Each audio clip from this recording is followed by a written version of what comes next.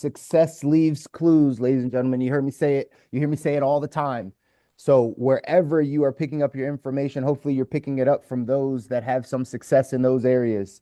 Just got a chance to hear from five women, successful women entrepreneurs, CEOs, and they have some lessons that apply to us, whether you're an entrepreneur or not. And I always want to clarify that when I have these conversations.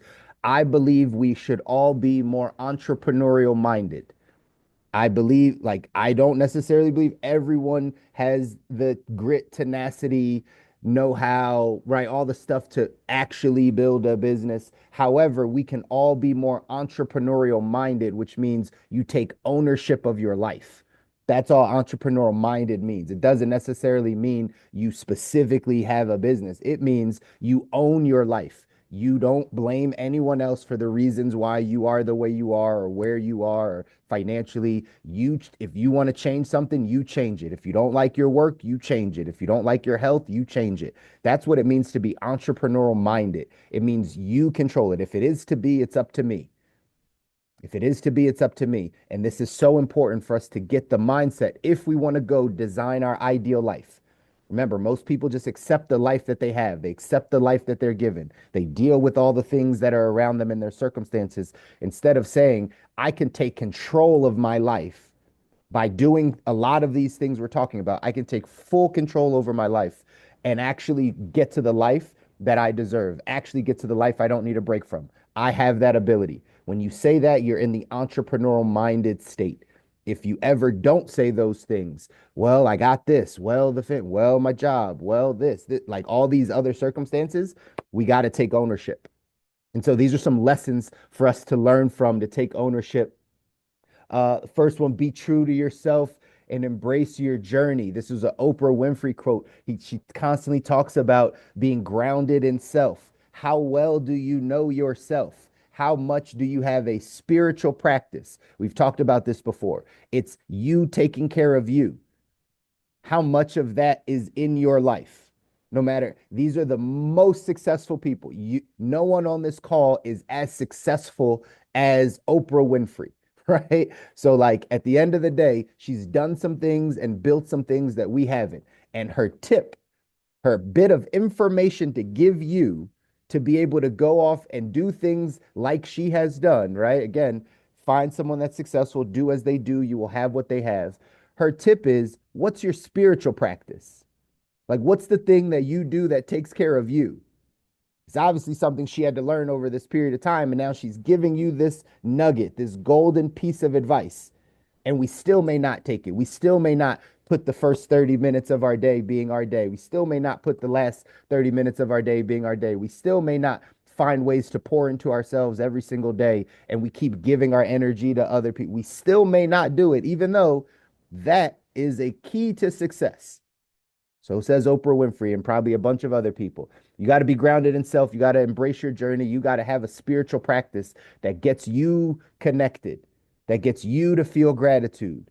It doesn't mean you just go and take a vacation. It doesn't mean you just get your nails done or something along those. It means like something that fills you up, that connects you to a higher source, that allows you to see that there's something bigger than you. You've got to have that. Got to have that. That was the first tip. Second tip was don't accept the status quo. It's from the founder of Bumble. Again, very successful women here. Don't accept the status quo. I know you have naysayers. I know you have negative people around us. I know we have people that say that won't work. You can't do that. People with limiting beliefs. They put their limiting beliefs on us. It happens to the most successful people. So the fact that you don't think it'll happen to you, right, is a little bit delusional. Of course, you're going to have people that say, hey, don't go that route. Hey, I tried that. Don't do that. Hey, I saw those businesses never work. Hey, you can't go do that. Like, people are constantly going to give that to you. Your ability to say, nah, I don't listen to any of you. I look at your life, I look at your life, right? Like the super overweight person that gives you health advice. It's like, great, I appreciate your love and kindness and your concern. However, I'm probably not going to take that advice from you because you're not living, right? Like it's not your practice. So there's going to be a bunch of people around you that have never started a business, that have never thought about designing their ideal life, that have never wanted to personally grow and develop and make more money. They've never even thought about those things. Yet they're going to try to tell you what to do. Can't listen to them. Can't listen to them at all. Right? You can't be around the status quo when you want to go off and design your ideal life. So that was another great one. Barbara Corcoran talked about small jobs teaching more. Scripturally, be faithful over few, and he'll make you ruler over much. Right? Be faithful over the few things. If you have a little menial job, how faithful are you over the work of that job? Because you go to a job to learn. I used to teach this to people. Robert Kiyosaki, it's funny because Kim Kiyosaki was on the video, but Robert Kiyosaki would always say there's only two reasons to have a job. Again, if you're in your entrepreneurial minded place, there's two reasons to have a job. Number one, you just need to pay your bills. Like you need money. You don't want to go off and start something. Like you need to work somewhere so you can keep your lights on and eat and all the stuff, right? So that's one reason to have a job is to pay the bills, as long as you know that. The only other reason to have a job is to learn things that are going to help you progress in the future. It's the only other reason. And like Barbara Corcoran said, I never took a job to get paid better. I took a job to figure out what I could learn at that job because it's better to get paid to learn than to pay a school to learn something that maybe is not even practical. So just in general, knowing like all the small things, all the small jobs, all the things that you do, nothing is being wasted. If your eyes are open to learning, to growing, to becoming, then in everything that you do, you can take a lesson. God's trying to show you something. There's a reason why you're there. There's a reason why you have to deal with that coworker or that boss or that commute or there's something in this that is a lesson for you. If you open your eyes and see that the lesson, you can learn your gifts the more that you do things. This is something I preach all the time to people.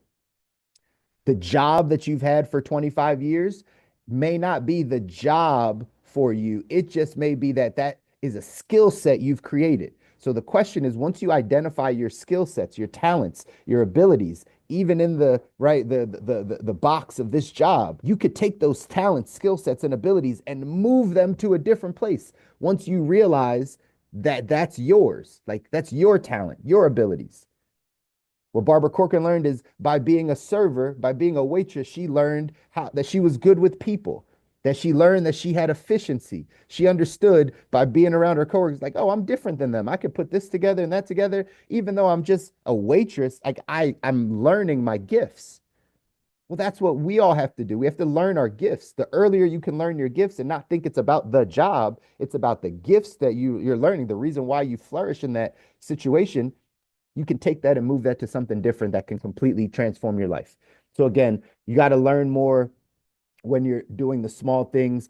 Kim Kiyosaki talked about employee mindset. Again, I talk a lot about the employee versus the entrepreneur mindset, have similar thoughts about school. It's why we homeschool our daughter, right? There's a lot of programming that we've picked up. The biggest one is the being scared to fail.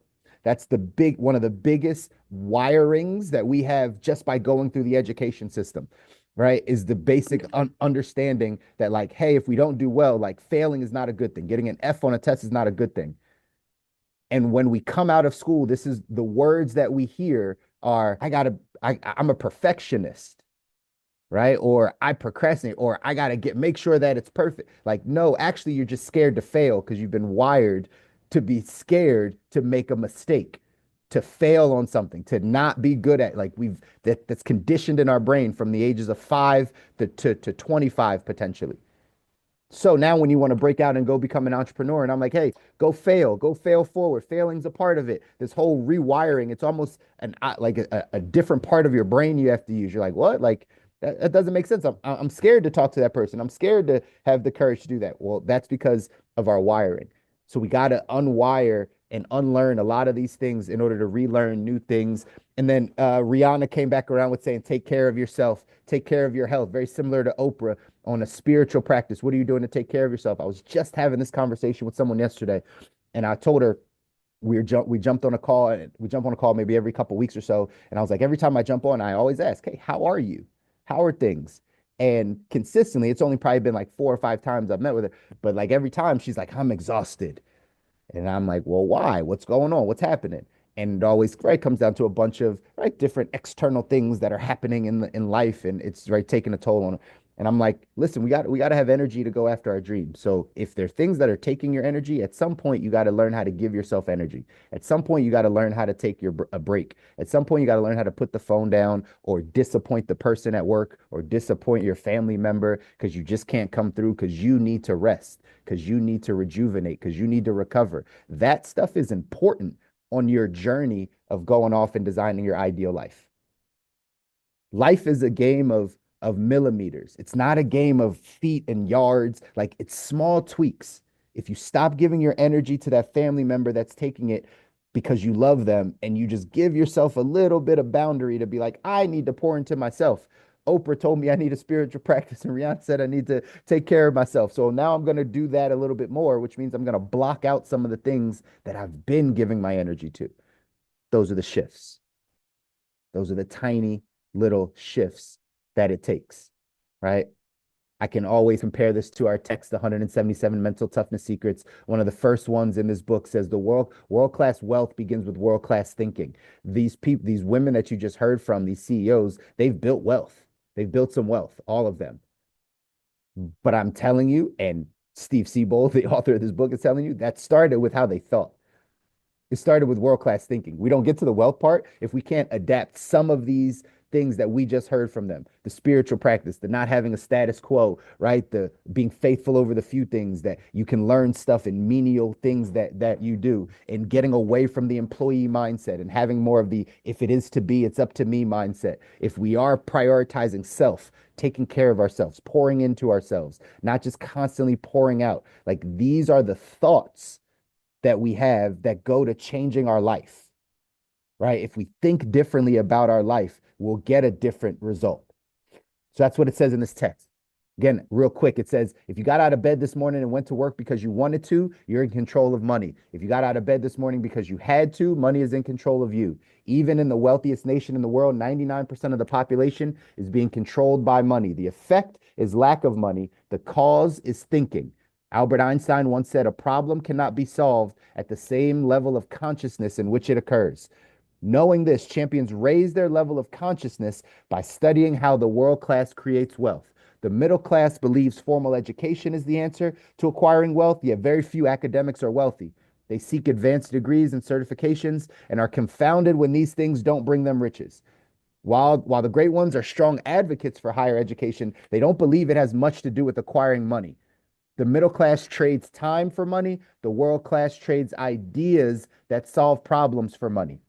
Say that again. The middle class trades time for money. The world class trades ideas that solve problems for money. Money flows like water from ideas. The middle class often scorns the world class out of frustration over lack of money, yet the answer to earning more money than they can spend has been in their lap their whole lives. Ideas. It's such an important concept that the majority miss it. The poverty class talks and regurgitates the past. The middle class talks about other people, and the world class talks about ideas. Professional performers know money doesn't care which direction it flows. They know the world will bend over backwards to make them rich if it will help them solve their problems. About 150 years ago, Karl Marx was sure the working class as a whole would rise up and overcome oppression if they had a chance. What Marx didn't figure into the equation was the poverty-driven thought process of the people. Give people operating at a middle class consciousness $1 million opportunity, they'll find a way to make it back to middle class. It's where their limited self-image tells them they belong. The difference has nothing to do with reality. It's all perception of the mind of the performer. We got to understand these thoughts is what creates our life. It's what creates our wealth. It's what creates our happiness. It's what creates great relationships. It's your thinking. It's your thinking. And so it says in here, right? Champions raise their level of consciousness by studying success. What I just gave you were 5 people that have been successful. Now you can go in, you can study more Oprah, you can study more Rihanna, you can study more of Kim Kiyosaki. You can go in and find out how they think about things. And if you adapt the way that they think, if that is something you're like, I believe that, and you start to adapt those beliefs, you will get different outcomes in your life. Your habits will change. All the things will be different. But you got to know this is a wiring. This is a wiring. This quote from Ayn Rand says, wealth is the product of a man's capacity to think. Wealth is a product of your capacity to think. Everything in society is trying to get you to not think, to not use your brain. It's to distract you. It's to entertain you. It's to, right, kind of just make things seem as they are. But as we saw in, maybe some of y'all saw in the Super Bowl halftime, right? We're all being played in a game, right? It's all a big game. You're inside the game. You don't even know you're being played. You don't even know who's controlling the things you're watching, the things you're thinking. Are these thoughts your thoughts, or are these thoughts of other people that you've been consuming that now has you in the place of where you are relationally, financially, spiritually, all those things? And maybe if we unwire that and we think on different things, if we get new information, if we consume different things, if we stop consuming what the masses consume and we consume other stuff, maybe you get to your world-class wealth. Maybe because your thinking changes, your life changes.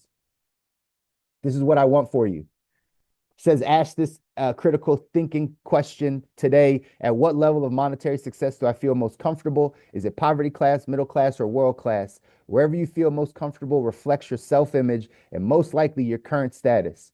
If you want to become wealthier, begin by raising your self-image and upgrading your self-talk you use regarding money and finances. If all you do is chase more money, you're simply attacking the effect. The cause is how you think. And if you improve the cause, the effect will take care of itself. Ladies and gentlemen, these are the secrets. These are the secrets. They're not really secrets. They're just things that we have to stay focused on. The small little things that we know, we just got to know, we got to start doing what we know. Maybe you didn't know some of these things. Maybe you didn't know you had to avoid the status quo, or you got to get out of the employee mindset, or maybe you didn't know you needed to have self-care time or things that, right, pour into you. Maybe you didn't know those things. So if you didn't know, great. I'm glad we gave it to you. I feel like most of you know that. Most of you know what you should be doing. You know you need to set some time aside to take care of yourself. You know you need to get more connected in your spiritual practice. You know you need to think differently, that we have some stinking thinking. We got some things that are going on in our brain that we know we can point out and be like, I don't know if that thought still serves me. Now we got to change it. Once you're aware, then you got to change it. If you're just aware and you never change anything, you're choosing what you're not changing. You're choosing it. But once you're aware and you're like, oh, that's not going to help me, let me change this. And you start changing it, now you know you're on the right path, ladies and gentlemen. That's how we get to the life we don't need a break from. That's how we design our ideal life. I'm here with you on the journey. I love you guys. I want you to win. You deserve to win. Your families deserve to win. Your kids deserve to win. All the people around you will benefit by you doing this stuff, right? Applying this information that you're learning. Remember, knowledge is not power. Applied knowledge is power. So just because you have the information doesn't mean that you're applying it. But your family's counting on you to apply this information, to make the changes, to think differently, to talk differently, to have different outcomes. Like, they're waiting on you to do this stuff. The faster you do it, the more you can get faster to that life that you don't need a break from, y'all. Go out, do something that scares you today. I'll see you back here on Friday. Take care.